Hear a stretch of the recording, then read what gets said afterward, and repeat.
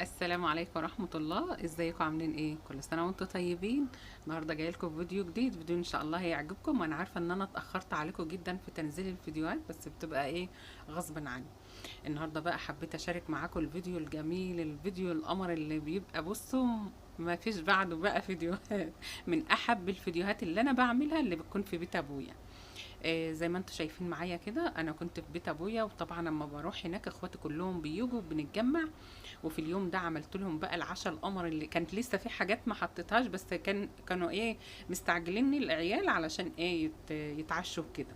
كان يوم حلو جدا جدا، من احلى الفيديوهات. وبصوا، من يعني اقول لكم ايه، الراحه النفسيه ده ايه، دي ابن اخوي عمال يقول لعمته انا عايز اكل يا عمته. ربنا يحفظهم يا رب، ويا رب يا رب يفضل دايما البيت مفتوح كده. بحسهم صحيح هم وابويا ما هماش موجودين، بس انا بحس ان هم بيبقوا مبسوطين لما بنكون احنا كده متجمعين، والقعده بتبقى حلوه كده، واللمه مع الحبايب والاخوات. يا رب ما هنتحرم من اللمه دي ابدا. بعد طبعا ما اتعشوا، جبنا لهم بقى ايه، لب وبيبسي، وعملنا قهوه وعملنا شاي. بصوا، كان نفسي انزل الفيديو بالصوت الاصلي بتاعه، بس كان فيه بقى ضحك السنين بقى، والعيال عامله هيصه وكده. هو حلاوته في كده، بس العيال بقى كانوا مزودينها شويه. ما تنسوش بقى تدعوا لأم وأبويا بالرحمة، وكمان ما تنسوش اخواتنا في غزة وفلسطين وفي كل الدول العربية. ربنا ينصرهم بإذن الله، وربنا يثبت أقدامهم ويرحم أم وأبويا وجميع أمواتنا إن شاء رب العالمين. بصوا، من أحلى الفيديوهات اللي أنا بحبها وبموت فيها وبصورها كده، وأنا نفسيتي مرتاحة، وببقى مبسوطة إن أنا في بيت أبويا، وإخواتي بيبقوا مبسوطين إن إحنا هناك، وفتحنا البيت واتجمعنا. ده تاني يوم بقى، اللي هو الشغل والتنظيف والحاجات دي كانت تاني يوم. بصراحة مرات اخويا والله قالت لي هغسلهم يا عمته وكده، قلت لها لا سيبيهم، الشغل البيت ما بيخلصش، خلينا ايه قاعدين مع بعض كده نتجمع. هي عملت السجادة وشالت قشر اللب والحاجات دي، يعني روقت تروقة على الخفيف كده. وانا قلت لها لا سيبي كل حاجة، انا هنضفها بكرة بإذن الله مع نفسي كده، واحدة واحدة. احنا كنا الصبح، كنت الحمد لله صليت الصبح، يعني بعد الفجر بصلي ايه 4 ركعات. ربنا يتقبل يا رب مننا جميعا ان شاء الله. الاول صليت، وبعدين ايه قلت بقى ايه اوريكم جوله كده في البيت، في الشقه قبل ما انضفها. وكان لي علاج اخدته الحمد لله.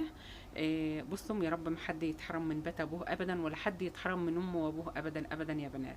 انا ليا قناه تانية نزلت عليها فيديو لبيت ابويا، ما شاء الله الفيديو داخل على 400 الف.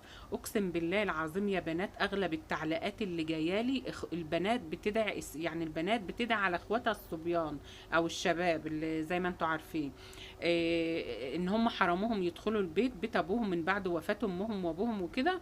بيقولوا لي في التعليقات حرمونا حتى ان احنا نشم ريحتهم في البيت. فيا رب ما حد يتحرم من حد من بيت ابوه ابدا.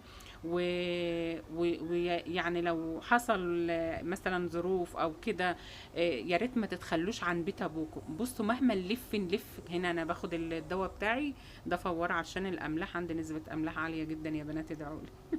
الحمد لله الحمد لله على كل حاجة ربنا بيجيبها، ربنا ما بيجيبش حاجة وحشة ابدا.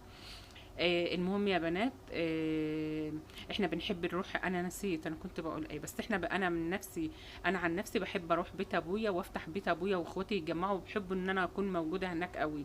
بيبقوا مبسوطين قوي باللمه وفتحه البيت وان انا بفرشه كده. وبصوا، لو هقعد يوم واحد بنضفه وافرشه.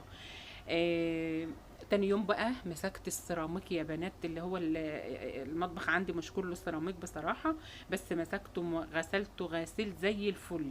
انا بيت ابويا ده لو هو عشة انا بموت فيه. مهما نروح ومهما نسكن ومهما نبعد ونتغرب، مسيرنا برضه هنرجع لبيت ابونا، هو اللي بصوا عمره ما يتقفل في وشنا ابدا.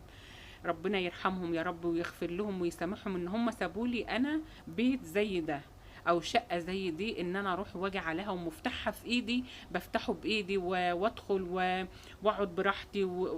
يعني بيوت اخواتي ربنا يبارك فيهم يا رب. بصي فاتحين لي بوابهم كلهم. بس انا بحب، هم عارفين ان انا برتاح هنا في بيت ابويا. دي قته كان اخويا جايبها لي، عارف ان انا بحب القته، فكان جايب لي القته دي. تاني يوم ده عملنا بقى سمك ورز وحاجات من دي. بس بصوا بتبقى لو عيش وملح وفي بيت في بيت الاب بتبقى حاجه تانية يا بنات. مش عارفه انتوا زيي ولا انا اللي ايه زياده شويه. فيا رب محدش يتحرم من امه وابوه ابدا، ويا رب ما نتحرمش من بيوت اهالينا ولا دخلتنا في بيوت اهالينا ابدا. ربنا يرحمهم يا رب، الف رحمه تنزل على امي وابويا وجميع امواتنا ان شاء رب العالمين. هنا بقى بعد ما روقت البيت وخليته زي الفل زي ما انتوا شايفينه كده، ما شاء الله عليه بقى فله فله كده يا بنات. الحمد لله الحمد لله. ودايما في اليوم اللي هو كنا عاملين فيه العشاء ده، كنا كان قبلها كان يومها الخميس، ورحنا طبعا بنروح المقابر وكده. رحنا زرنا امي وابويا وزرنا كل قرايبنا، بقول لهم والله العظيم اللي في المقابر اكتر من اللي على الدنيا. والله العظيم ربنا يرحمهم جميعا يا رب. ويا رب النهارده الفيديو يعجبكم ويكون كلامي خفيف عليكم، ويا رب محدش يتحرم من غالي وعزيز عليه ابدا. مع الف سلامه وفي رعايه الله.